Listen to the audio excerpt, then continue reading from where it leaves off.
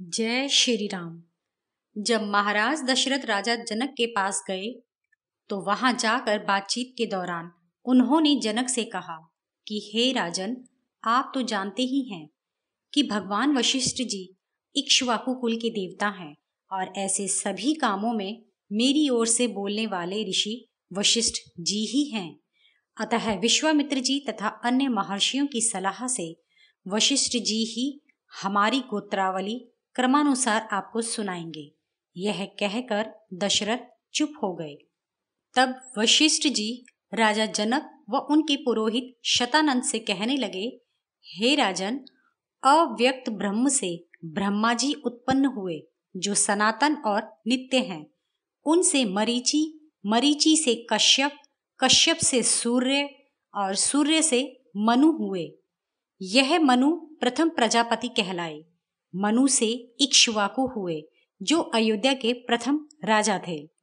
इक्ष्वाकु के पुत्र कुक्षी और कुक्षी के विकुक्षी नामक पुत्र उत्पन्न हुए।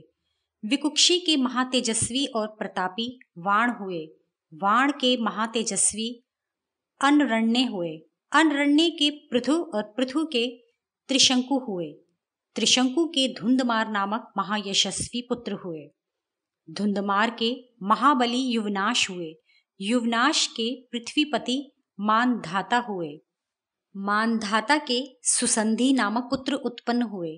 सुसंधि के दो पुत्र हुए जिनके नाम थे ध्रुव संधि और प्रसन्नजीत। यशस्वी ध्रुव संधि के भरत और भरत के महातेजस्वी असित हुए। असित के हैहय, तालजंग और शशिविंद तीन पुत्र हुए। ये तीनों वीर राजा हुए, किंतु इन तीनों ने अपने पिता असित के साथ शत्रुता की और असित को लड़ाई में हरा कर राज्य से निकाल दिया।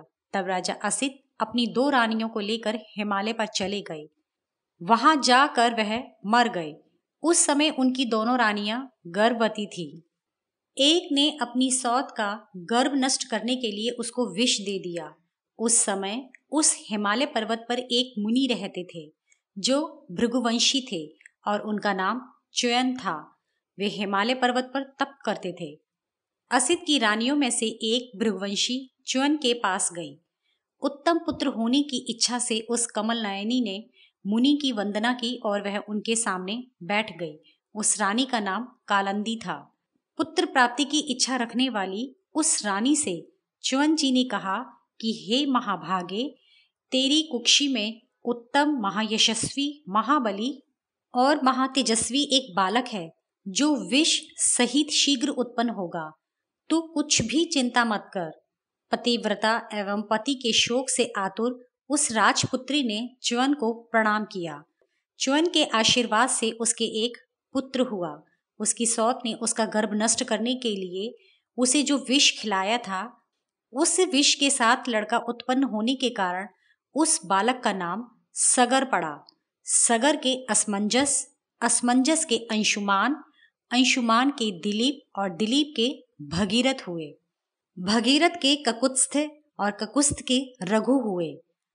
रघु के तेजस्वी पुत्र प्रवृद्ध हुआ जो कि राक्षस था। यही कलमापपाद भी कहलाया। कलमापपाद के शंख, शंख के सुदर्शन और सुदर्शन के अग्निवर्ण हुए। अग्निवर्ण के शीघ्रक, शीघ्रक के मरु, मरु के प्रशुशुक और प्रशुशुक के अम्बरीश हुए। अम्बरीश के सत्य पराक्रमी नहुप हुए। नहुप के ययाति और ययाति के नाभाग हुए। नाभाग के पुत्र अज और अज के पुत्र महाराज दशरथ और दशरथ के पुत्र ये दोनों भाई श्री रामचंद्र और लक्ष्मण हैं। आदि से लेकर इक्ष्वाकु वंश वाले राजाओं का विशुद्ध वंश जो धर्मिष्ठ, वीर और सत्यवादी है, मैंने आपको सुनाया। इसलिए महाराज दशरथ आपकी कन्याओं को अपने पुत्रों के लिए मांगते हैं। यह सब प्रकार से योग्य हैं, अतः आप उनको अपनी श्रेष्ठ कन्याएं दे दीजिए। वशिष्ठ जी के यह कहने पर राजा जनक ने वशिष्ठ जी के हाथ जोड़े और उनसे वे कहने लगे, हे महर्षि, आपका मंगल हो। अब मेरी कुल की भी परंपरा सुनिए, क्योंकि कन्यादान के समय कुलीन को अपने कुल की समस्त परंपरा अवश्य बतलानी चाहिए। हे महर्षि, आप सुनिए। अपने सुकर्मों द्वारा तीनों लोकों में प्रसिद्ध धर्मात्मा, सत्यवादी और सब राजाओं में श्रेष्ठ निमि नाम के एक राजा हुए। निमि के मिथि हुए, मिथि के जनक हुए। इन्हीं जनक के नाम से इस वंश के सब राजा जनक कहलाते हैं। इन आदि जनक के उदावसु हुए। उदावसु के धर्मात्मा पुत्र नंदीवर्धन हुए और नंदीवर्धन के पुत्र सुकेतु हुए। सुकेतु के महाबली धर्मात्मा देवरात हुए और देवरात के राजश्री वृहद्रथ हुए। वृहद्रथ के बड़े शूरवीर और प्रतापी महावीर हुए। महावीर के धृतिमान और धृतिमान के सत्य पराक्रमी सुधृति हुए। सुधृति के धर्मात्मा धृष्टकेतु और धृष्टकेतु के राजश्री हर्यश्व हुए। हर्यश्व के मरु के प्रतिंधक और प्रतिंधक के धर्मात्मा राजा कीर्तिरथ हुए। कीर्तिरथ के देवमीड़, देवमीड़ के विबुध और विबुध के महिध्रक हुए। महिध्रक के महाबली कीर्तिरात हुए और कीर्तिरात के राजश्री महारोमा हुए। महारोमा के धर्मात्मा स्वर्णरोमा हुए और स्वर्णरोमा के राजश्री ऋष्वरोमा हुए। धर्मज्ञ ऋष्वरोमा के 2 पुत्र हुए और उन 2 में बड़ा मैं हूँ और दूसरा मेरा वीर छोटा भाई कुशध्वज है। हमारे पिता मुझ ज्येष्ठ को राज्य सौंप तथा कुशध्वज को मेरे पास रख वन को चले गए। जब बूढ़े पिताजी स्वर्गवासी हुए तब मैं धर्म पूर्वक राज्य करने लगा और देवता के समान अपने छोटे भाई को स्नेह पूर्वक पालने लगा। कुछ काल बाद सांकाश्यपुरी के विक्रमी राजा सुंधवा ने मिथिला को आ घेरा। उसने मेरे पास यह संदेशा भेजा कि शिव धनुष और कमल नयनी सीता मुझे दे दो। हे ब्रह्मऋषि, उसकी इस बात को मैंने स्वीकार न किया। तब मेरे साथ उसका घोर युद्ध हुआ। मैंने इस युद्ध में सुंधवा को मार डाला। हे मुनि श्रेष्ठ, राजा सुंधवा को मारकर मैंने सांकाश्यपुरी के राज सिंहासन पर अपने वीर भाई कुशध्वज को बिठा दिया। मैं बड़े प्रेम के साथ 2 बहुएं आपको देता हूँ। उनमें सीता तो श्री रामचंद्र जी के लिए और उर्मिला लक्ष्मण जी के लिए देता हूँ। अब इस बात में कुछ भी संशय नहीं है, अतः आप दोनों राजकुमारों से गोदान करवाइए। हे राजन, इसके बाद आप नांदी मुख श्राद्ध करवाकर विवाह संबंधी विधि करवाइए। आज माघ नक्षत्र है। आज के तीसरे दिन उत्तर फाल्गुनी नक्षत्र आएगा। उसी नक्षत्र में हे महाराज विवाह होना चाहिए। श्री रामचंद्र और लक्ष्मण के सुखी जीवन के लिए गौ, तिल, भूमि आदि का दान कीजिए। जब जनक जी ने इस प्रकार कहा तब विश्वामित्र जी ने राजा जनक से कहा, हे राजन, इक्ष्वाकु और विदेह दोनों ही वंशों की वंश परंपराओं की महिमा असीम है। इनकी बराबरी करने वाला दूसरा कोई कुल है ही नहीं। श्री रामचंद्र और सीता का तथा लक्ष्मण और उर्मिला का वैवाहिक संबंध बराबर का है, क्योंकि वर वधू दोनों ही क्या रूप और क्या संपत्ति सब बातों में समान है। हे राजन, यह होने पर भी मुझे आपसे कुछ और भी कहना है, उसे सुनिए। आपके छोटे भाई जो कुशध्वज हैं, इन धर्मात्मा की 2 कन्याओं को, जो इस संसार में अपने सौंदर्य में सर्वश्रेष्ठ है, बहू बनाने के लिए मैं मांगता हूँ। अर्थात हे राजन, एक कन्या बुद्धिमान राजकुमार भरत के लिए और एक शत्रुघ्न के लिए मांगता हूँ। अतः इन दोनों राजकुमारों का भी संबंध कीजिए। विश्वामित्र जी के ये वचन सुनकर और वशिष्ठ जी की सम्मति जान राजा जनक हाथ जोड़कर दोनों महर्षियों से बोले, मेरा कुल धन्य है जो आप दोनों महर्षियों ने स्वयं कुल संबंध को समान बतलाया है। आप जो आज्ञा देंगे वही होगा। आपका मंगल हो। कुशध्वज की कन्याओं का विवाह भरत और शत्रुघ्न के साथ कर दिया जाएगा। हे मुनि, एक ही दिन महाराज दशरथ के चारों महाबली राजकुमार इन चारों का पाणी ग्रहण करेंगे, अर्थात चारों का विवाह एक ही दिन हो। हे ब्राह्मण, कल उत्तर फाल्गुनी नक्षत्र है। पंडितों का मत है कि इस नक्षत्र में विवाह होना उत्तम है। यह कहकर राजा जनक खड़े हो गए और हाथ जोड़कर दोनों मुनिवरों से बोले, मैं आपका दास हूँ, आप दोनों इन मुख्य आसनों पर विराजिए। अर्थात 2 मुख्य आसन, एक राजा जनक का और दूसरा महाराज दशरथ का। जैसे जनकपुरी महाराज दशरथ की है, वैसे ही अयोध्यापुरी मेरी है, इसमें कुछ भी संदेह नहीं। अतः आपको जो उचित जान पड़े सो कीजिए। जब जनक ने ये वचन महाराज दशरथ से कहे, तब उन्होंने प्रसन्न होकर जनक से कहा, हे मिथिलेश्वर, आप दोनों भाइयों में असंख्य गुण हैं। आपने ऋषियों और राजाओं का अच्छा सत्कार किया है। फिर उन्होंने कहा, मैं आपको आशीर्वाद देता हूँ कि आपका कल्याण हो। अब मैं अपने स्थान पर जाकर विधि पूर्वक नांदी मुख आदि सब श्राद्ध कर्म करता हूँ। इस प्रकार राजा जनक से विदा हो महाराज दशरथ दोनों मुनियों को आगे कर तुरंत चल दिए। अपने स्थान पर जाकर महाराज दशरथ ने विधि से श्राद्ध किया और अगले दिन प्रातःकाल होते ही गौदान आदि किए। महाराज दशरथ ने अपने राजकुमारों की मंगल कामना के लिए 1-1 लाख गौएं एक एक ब्राह्मण को दी। उन गायों के सींग सोने के पत्रों से मढ़े हुए थे। वे दुधारू थी, अर्थात दूध देने वाली थी। उनके साथ उनके बछड़े थे। प्रत्येक गाय के साथ कांसे का दूध दोहनी का पात्र भी था। इस प्रकार की 4 लाख गौएं महाराज ने दी। पुत्र प्रेम में भीगे हुए राजा ने पुत्रों के कल्याण के लिए बहुत सा धन गौदान के उद्देश्य से ब्राह्मणों को दिया। जिस दिन महाराज जनक ने उत्तम गौदान किए, उसी दिन युधाजीत भी जनकपुर पहुंचे। युधाजीत जो कैकई देश के राजा के पुत्र थे और भरत के मामा थे, महाराज दशरथ जी से मिलकर उन्होंने उनकी कुशलता पूछी और बोले, हे राजन, हमारे पिता को भरत को देखने की इच्छा है, इसलिए मैं प्रथम अयोध्या गया था। जब मैंने वहां सुना कि आप राजकुमारों का विवाह करने के लिए उनको लेकर मिथिलापुरी पधारे हैं, तब मैं तुरंत अपने भांजे को देखने के लिए यहाँ चला आया हूँ। महाराज दशरथ ने युधाजीत का अच्छी तरह आदर सत्कार किया। अगले दिन प्रातःकाल होते ही महाराज दशरथ नित्य क्रम कर ऋषियों सहित यज्ञशाला में गए।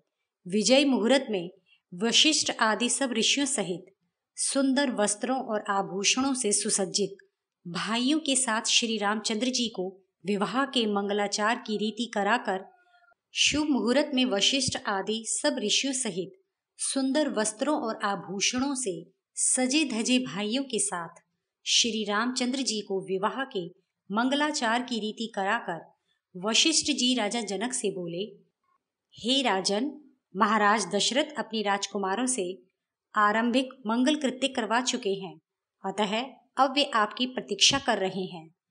आप भी वैवाहिक मंगल कार्य करके अपनी प्रतिज्ञा पूरी कीजिए, क्योंकि दान दाता और दान लेने वाला जब दोनों ही तैयार हों तभी काम होता है।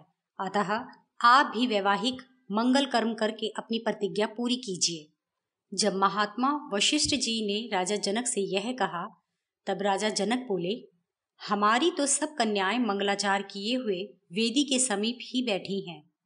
मैं स्वयं यहाँ वेदी के पास बैठा हुआ आप लोगों की ही राह देख रहा हूँ। तो अब विलंब किस बात का है? महाराज से कहिए कि सब कार्य अब शीघ्र ही हो जाए। वशिष्ठ जी द्वारा राजा जनक का यह संदेशा पा महाराज दशरथ ने राजकुमारों और ऋषियों सहित विवाह मंडप में प्रवेश किया। इसके उपरांत तब राजा जनक ने वशिष्ठ जी से कहा कि हे ऋषि, आप अन्य ऋषियों सहित श्री रामचंद्र जी के विवाह की विधि करवाइए। यह सुनकर वशिष्ठ जी ने विश्वामित्र और धर्मात्मा शतानंद को आगे कर विवाह मंडप के बीच में अग्नि की स्थापना करने के लिए विधिवत वेदी बनाई। फिर उस वेदी को चारों ओर से पुष्प आदि से सजाया। दूर्वा, सरवा और धूप आदि से भरकर बहुत से पात्र रखे गए। बहुत से पात्रों में धान की खीलें और जल से धुलवाकर अक्षत भरवा कर रखवाए गए और मंत्र पढ़कर विधि पूर्वक एक ही नाप के कुश बिछवाए गए। इसके पश्चात विधिवत और मंत्र पढ़कर वेदी पर अग्नि स्थापन किया और महातेजस्वी भगवान वशिष्ठ ऋषि उस अग्नि में आहुति देने लगे। फिर सीता जी को सब गहने पहनाकर वेदी के निकट श्री रामचंद्र जी के सामने बैठाया। राजा जनक ने श्री रामचंद्र जी से कहा, हे राम, यह मेरी कन्या सीता आज से आपकी हुई। इसे आप स्वीकारिए और अपने हाथ से इसका हाथ पकड़िए। यह पतिव्रता सदा छाया की तरह आपकी अनुगामिनी बनी रहेगी। तुम दोनों का मंगल हो। यह कहकर राजा जनक ने मंत्रों द्वारा पवित्र किया हुआ जल दोनों पर छिड़का। उस समय सब देवता और ऋषिगण साधु साधु कहने लगे। देवताओं ने नगाड़े बजाए और बड़ी भारी पुष्पों की वर्षा की। इस प्रकार सीता का श्री रामचंद्र जी के साथ विवाह करके राजा जनक अत्यंत प्रसन्न हो बोले, हे लक्ष्मण, तुम्हारा मंगल हो। तुम भी शीघ्र आकर मेरी पुत्री उर्मिला को ग्रहण करो और अपने हाथ से इसका हाथ पकड़ो, विलंब न करो। फिर राजा जनक ने भरत से कहा, हे भरत, तुम मांडवी का पानी ग्रहण करो। राजा जनक ने शत्रुघ्न से भी कहा, हे शत्रुघ्न, तुम श्रुत कीर्ति का हाथ अपने हाथों से पकड़ो। तुम सब के सब जैसे सौम्य स्वभाव व सुचरित्र हो, वैसे ही तुम्हें तुम्हारी पत्नियां भी मिली हैं। इन्हें स्वीकार करो। राजा जनक के इस प्रकार कहने पर चारों राजकुमारों ने चारों राजकुमारियों के हाथ पकड़े और वशिष्ठ जी की आज्ञा से पत्नियों सहित अग्निवेदी राजा जनक तथा ऋषियों की परिक्रमा करके विधि पूर्वक सब वैवाहिक कर्म किए। विवाह हो चुकने पर अगले दिन सवेरा होते ही महर्षि विश्वामित्र दोनों राजाओं महाराज दशरथ और राजा जनक से विदा लेकर हिमालय पर तप करने चले गए। विश्वामित्र ने जाते समय राजकुमारों को तथा महाराज दशरथ को आशीर्वाद दिए। महर्षि विश्वामित्र के विदा होते ही महाराज दशरथ ने भी राजा जनक से विदा मांगी और अति शीघ्र अयोध्या को प्रस्थान किया। राजा जनक कुछ दूर तक महाराज दशरथ के पीछे पीछे उन्हें विदा करने गए और दहेज के एवज में मिथिलेश्वर ने अयोध्यापति को 1,00,000 गौएं दी, बहुत से बहुमूल्य दुशाले और 1 करोड़ रेशमी वस्त्र दिए, अनेक सुंदर और सजे सजाए हाथी, घोड़े, रथ, पैदल, दासियां और दास दिए, बहुत सी बढ़िया मोहरे और अशरफियां, मोती, मूंगे आदि दिए। इस प्रकार परम प्रसन्न हो और भी बहुत सा बहुमूल्य दहेज देकर राजा जनक महाराज दशरथ से आज्ञा मांगकर अपने राजभवन में लौट आए। महाराज दशरथ भी राजकुमारों को साथ लिए हुए ऋषियों को आगे कर सेना सहित चल दिए। ऋषियों और श्री रामचंद्र जी के जाते हुए महाराज दशरथ के मार्ग में चारों ओर भयंकर पक्षी बोलने लगे, हिरन दौड़कर रास्ता काटने लगे। इन अपशकुनों को देखकर महाराज दशरथ ने वशिष्ठ जी से पूछा कि एक ओर तो यह दुष्ट पक्षी बुरी बोली बोल रहे हैं और दूसरी ओर हिरन दाहिनी ओर से रास्ता काट रहे हैं। यह हृदय दहलाने वाला क्या उत्पात है। इन अपशकुनों को देख मेरा मन उदास हो गया है। महाराज के इन प्रश्नों को सुन महर्षि वशिष्ठ जी ने कहा, हे महाराज, इनका फल सुनिए।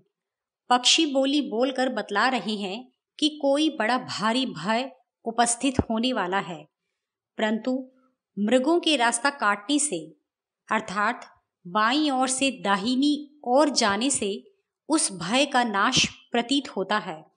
अतः आप दुखी न हो। यह बात हो ही रही थी कि बड़े जोर की आंधी चली, जिससे पृथ्वी कांपने लगी, बड़े बड़े वृक्ष गिरने लगे, धूल के कारण सूर्य छिप गया और अंधकार छा गया। दिशाओं का कोई ज्ञान न रहा। इतनी धूल उड़ी कि सैनिकों के छक्के छूट गए। वशिष्ठ जी और अन्य ऋषियों को, महाराज दशरथ और उनके राजकुमारों को होश न रहा और वे सब अचेत हो गए, क्योंकि उस घोर अंधकार में सब सेना धूल में ढक गई थी। इसके पश्चात महाराज दशरथ ने भयंकर रूप धारण किए जटाजूटधारी भृगुवंशी जमदग्नि जी के पुत्र और राजाओं का मान मर्दन करने वाले परशुराम जी को देखा।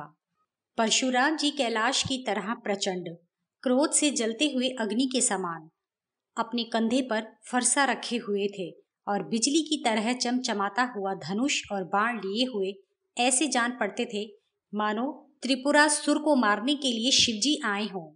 दहकती हुई आग के समान उन भयानक रूपधारी परशुराम जी को देखकर वशिष्ठ आदि ऋषिगण आपस में कहने लगे कि पिता के मारे जाने के कारण क्रोध में भर परशुराम जी क्षत्रियों का नाश करने तो नहीं आए हैं। क्षत्रियों का नाश तो वह पहले भी कर चुके हैं, अब क्या उन्हें नाश करने पर तुले हुए हैं। इस प्रकार परस्पर बातचीत पर ऋषिगण अर्घ आदि लेकर उनके आगे गए और राम राम ऐसा मधुर वचन कहने लगे। मुझे सुनने के लिए धन्यवाद। आपको यह कैसा लगा? अपने विचार अवश्य ही बताएं।